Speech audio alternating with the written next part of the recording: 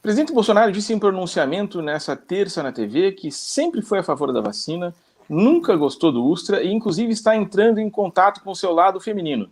Kelly Cadanos, o que foi que aconteceu?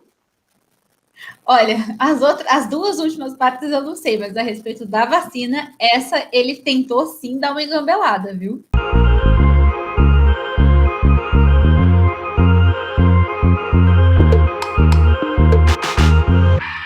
Kelly Cadanos, nossa correspondente do Regra dos Terços em Brasília, eu aqui do Plural em Curitiba. Estamos todos embasbacados com o pronunciamento do presidente da República, Jair Bolsonaro, que aparentemente nos últimos dias fez um transplante de personalidade e passou a ser a favor da vacina, que até recentemente era um dos grandes males da humanidade, transformava as pessoas em jacaré e tudo mais. O que é que está acontecendo nesse Brasil que nunca nos deixa entediados, Kelly?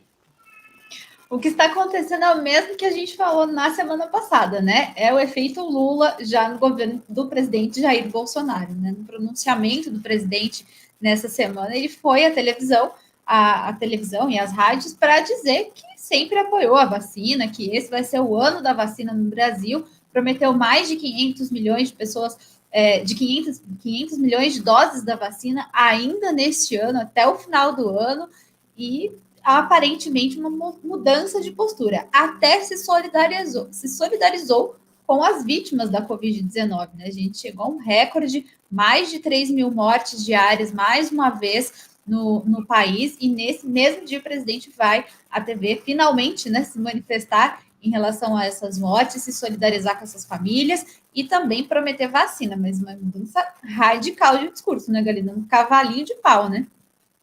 Você vê, né? Precisou morrer quase 300 mil pessoas para a pessoa dizer que vai ter vacina. Você falou aí num lapso, né, que são 500 milhões de pessoas. Eu não duvido que a essa altura o Jair Bolsonaro prometa vacinar 500 milhões de pessoas no Brasil do jeito que ele está louco para dizer que vai vacinar todo mundo.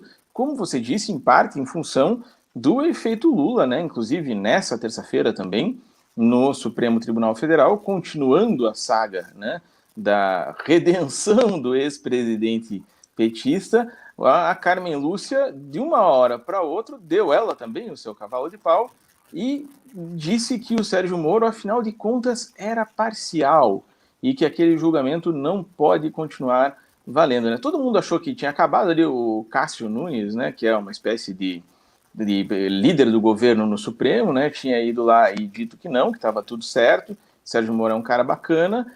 Aí a Carmen Lúcia disse, não, mas peraí, então eu vou mudar meu voto aqui, e toda a Lava Jato foi por água abaixo? Será que é isso?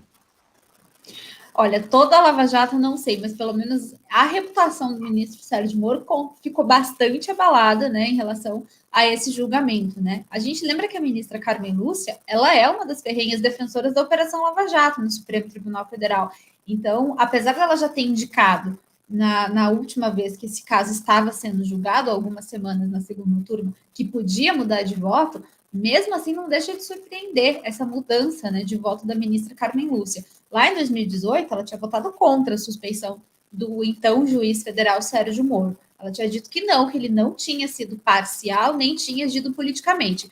Agora, em 2021, ela reformulou esse voto, né, e votou depois do ministro Cássio Nunes. Todo mundo tinha uma expectativa em relação ao voto dele, porque ele seria o voto de desempate, mas assim que o ministro terminou seu voto, né, dando uma maioria contra a parcialidade do ministro Sérgio Moro, a Carmen Lúcia refez o voto dela e aí a maioria virou, né? A maioria virou para afastar a condenação do ex-presidente Lula e declarar Moro parcial para ter julgado o petista.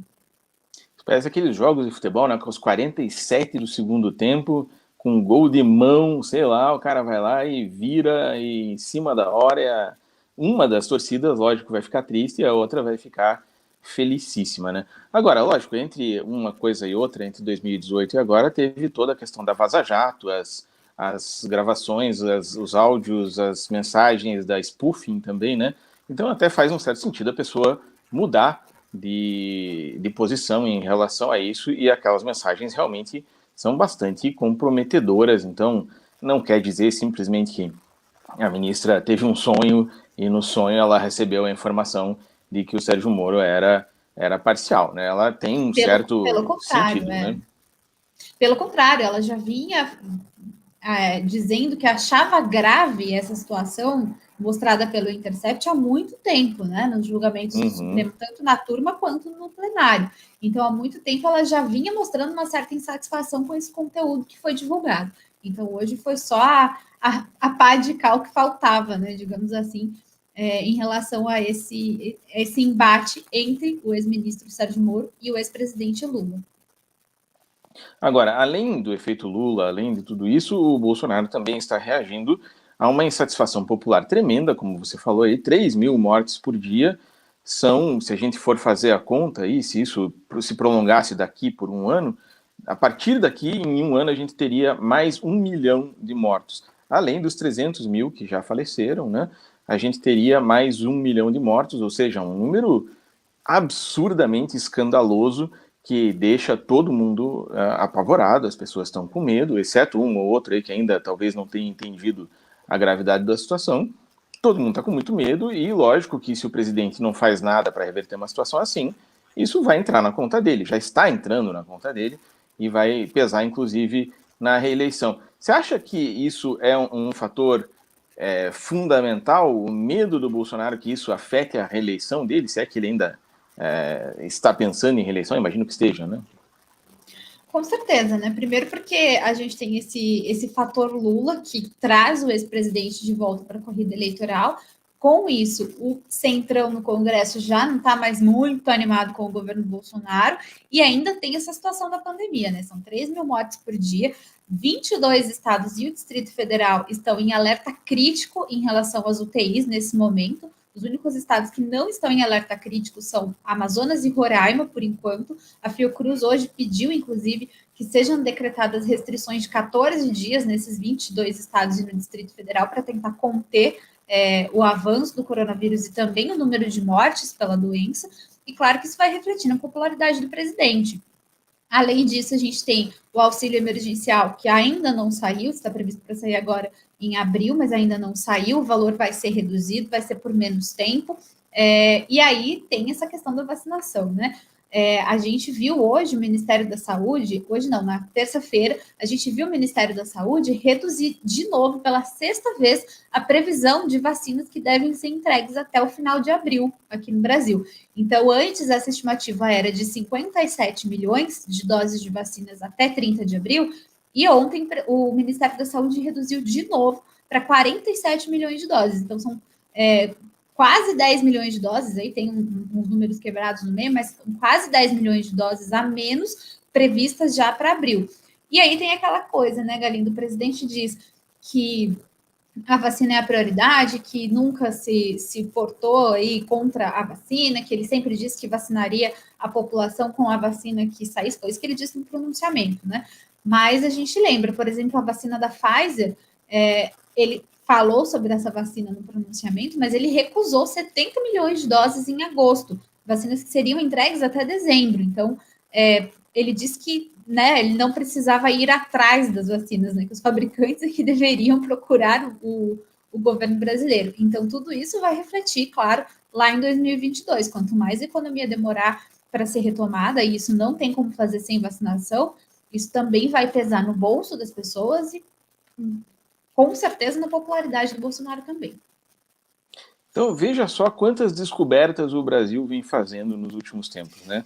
Juiz e promotor não podem combinar o resultado da ação antes dela ser julgada. Uma doença que mata 3 mil pessoas por dia no país não é mimimi.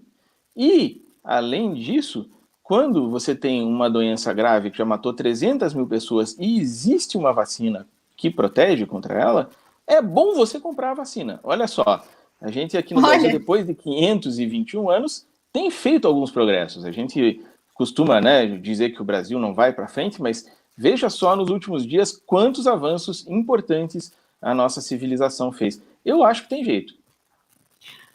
Olha, vamos ver se esses aprendizados vão perdurar daqui para frente, né? Porque pode ser que daqui a 2 dias o Bolsonaro já mude de ideia, né? Já saia por aí dizendo que quem vacinar vai virar jacaré, enfim, isso pode voltar a acontecer. Né? Não é uma garantia, eu ainda não coloco minha mão no fogo, não. Tá certo, faz muito bem não colocar a sua mão no fogo. Eu que já tenho alguns giros a mais nessa terra do que você, já vi muita coisa estranha acontecendo por aqui. Então preserve a sua mão, eu vou preservar a minha também, e a gente vai acompanhando tudo isso para ver como é que as coisas acontecem. A gente devia ter falado já no começo daqui do vídeo, Kelly. Clica no sininho, aperta o OK, diz que nós somos joinhas no canal do Regra dos Terços, no canal do Plural. Nós somos bacanas e toda quarta-feira estaremos aqui com o Anexo 5, esse programa que tenta, apesar de todos os problemas, falar de política e da vida nacional com uma certa leveza, porque, olha, já está difícil. Já está bem difícil, né? Então, valorizem, né? Apreciem esse esforço, deixe seu comentário, se inscreve no canal do Regra, no canal do Plural, ativa a notificação, pacote completo. E as doações também a partir de R$1 milhão são aceitas, depois a gente passa o número da conta. Então, isso, Kelly pode ser Cadanos, o meu Pix. Tá certo. Kelly Cadanos, na terça-feira que vem a gente volta a conversar para gravar, para na quarta-feira os nossos milhões de fãs estarem aqui vendo você e ouvindo também esse correspondente aqui em Curitiba. Muito obrigado, voltamos semana que vem. Até a próxima.